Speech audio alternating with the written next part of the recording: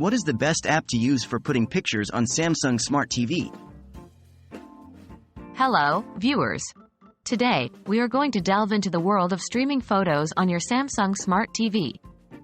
There are many apps available that allow you to stream your images directly from your mobile device to your TV. Let's explore the best options and guide you through the process to make it as simple as possible. What are the top recommended apps?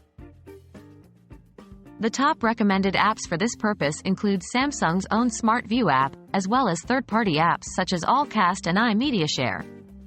These apps are designed to seamlessly transfer your digital experiences from your small screen to the big one.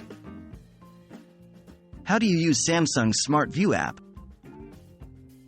The Samsung Smart View app is a great tool, as it is designed by Samsung specifically for their products. Using it, you can share your device's screen on your Samsung Smart TV. 1. Download and install the Smart View app from your device's App Store. 2. Make sure your mobile device and Samsung TV are connected to the same Wi-Fi network. 3. Open the Smart View app on your device and select your TV from the list of available devices. 4. Now, you can select the photos you want to display on your TV and enjoy. How about using third-party apps? If for some reason you don't want to use Samsung's proprietary app, you can use a third-party app like AllCast or iMediaShare. The process is quite similar. 1. Download and install the app of your choice from your device's App Store.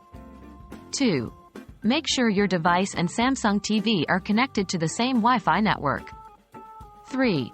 Open the app on your device and select your TV from the list of available devices. 4. Now, you can select the photos you want to display on your TV and enjoy.